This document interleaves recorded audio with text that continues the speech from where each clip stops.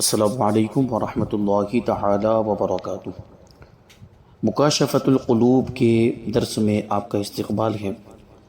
آج کا یہ ہمارا 27واں درس ہے اور کتاب کا 29واں باب ہے، جس میں آسمانوں کا ذکر ہے اور دوسری کچھ باتیں بیان کی گئی۔ روایت ہے کہ اللہ تبارک و تعالی نے سب سے پہلے جوہر کو پیدا کیا۔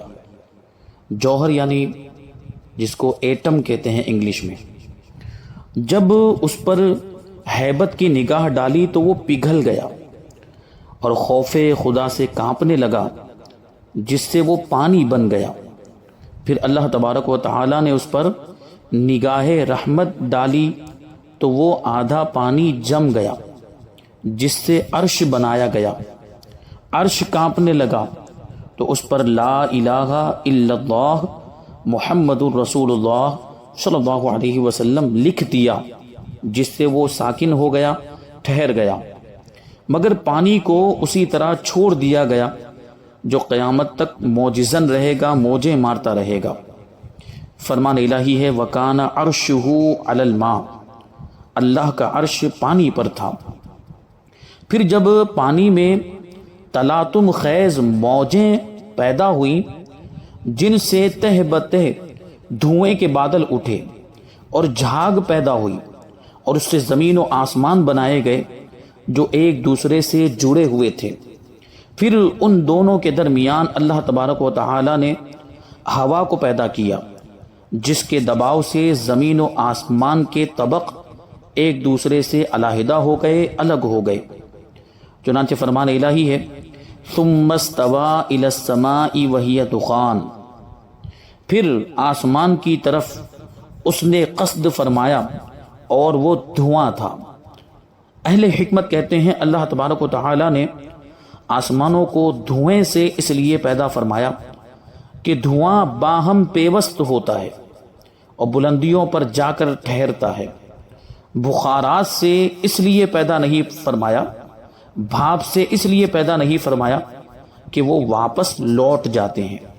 یہ اللہ تبارک و تعالی کے علم و حکمت کا ادنا کرشمہ ہے۔ پھر ارشاد نبوی کے مطابق اللہ تبارک و تعالی نے پانی کی طرف نظر رحمت کی تو وہ جم گیا۔ زمین اور آسمان دنیا کا اور ہر آسمان دنیا سے دوسرے آسمان کا بعد اور مسافت فاصلہ 500 سال کے سفر کی دوری کے برابر ہے، اور اسی طرح ہر آسمان کا اپنا اپنا حجم یعنی اس کی موٹائی۔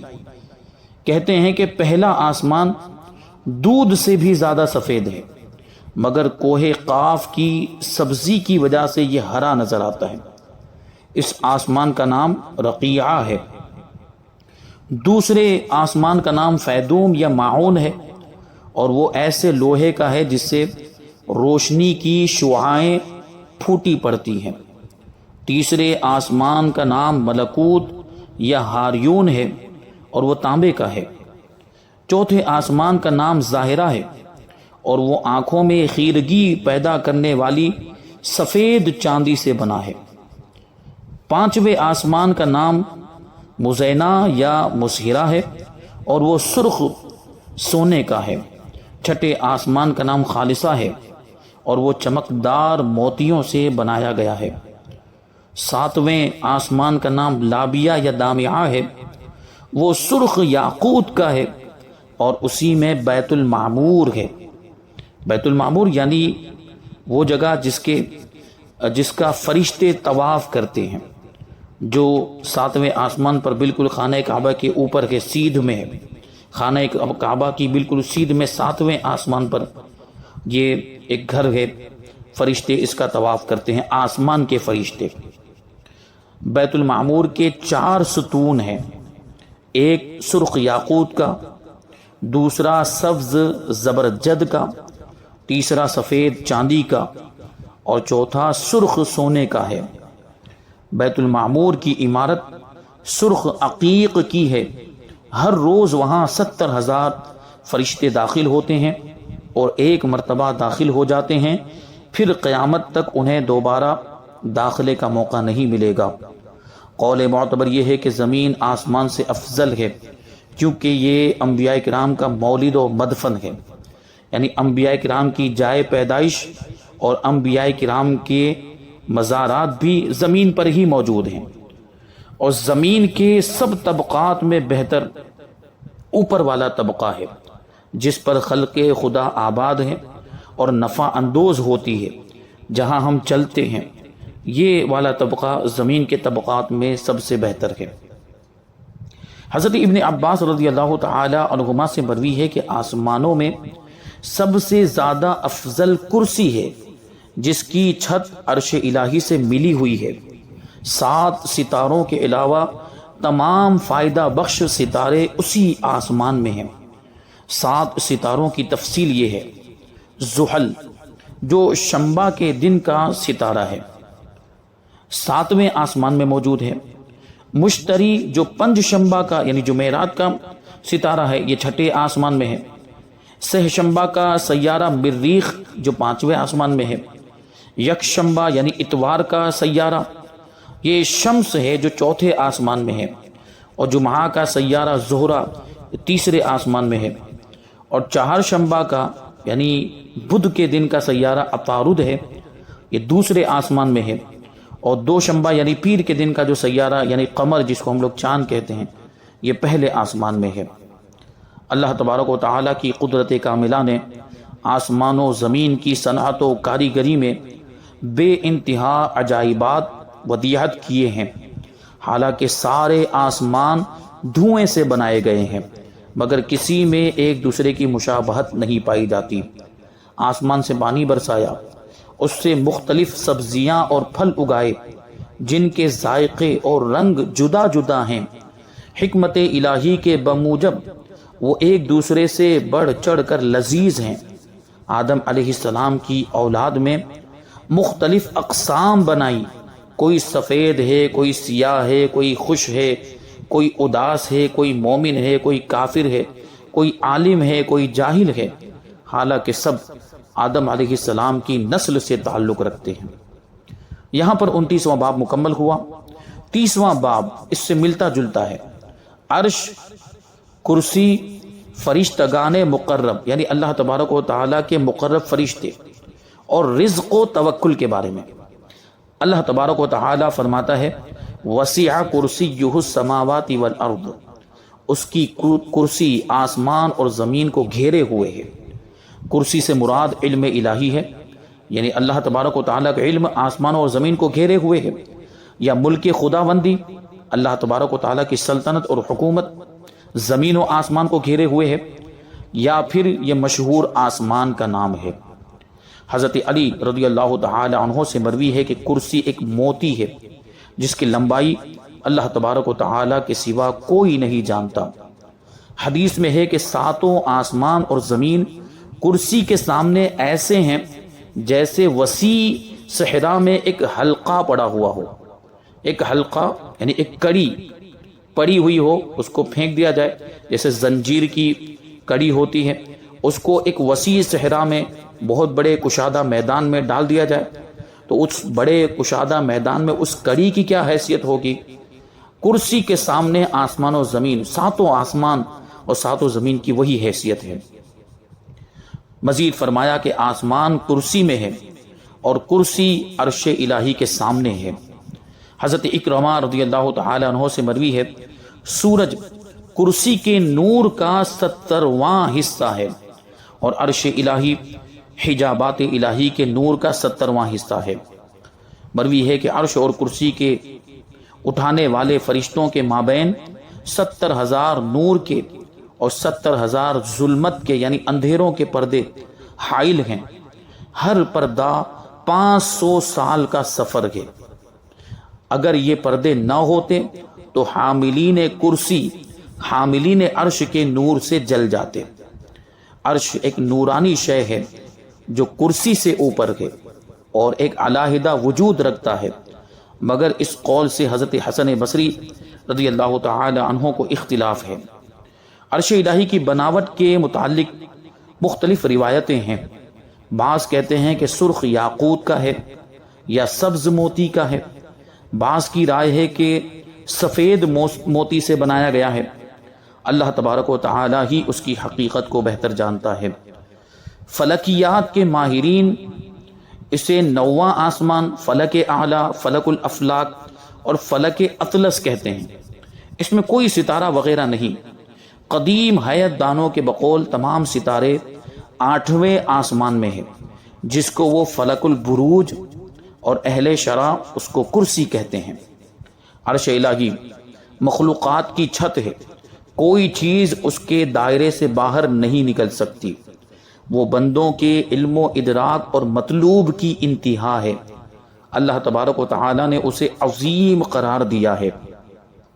چنانچہ فرمان الہی ہے فَإِن تَوَلَّوْا فَقُلْ حَسْبِيَ اللَّهُ لَا إِلَهَ إِلَّا هُوَ عَلَيْهِ تَوَكَّلْتُ وَهُوَ رَبُّ الْعَرْشِ الْعَظِيمِ، پس اگر وہ پھر جائیں تو کہیے مجھے اللہ کافی ہے، اس کے سوا کوئی معبود نہیں، اسی پر میرا بھروسہ ہے اور وہ عرش عظیم کا مالک ہے۔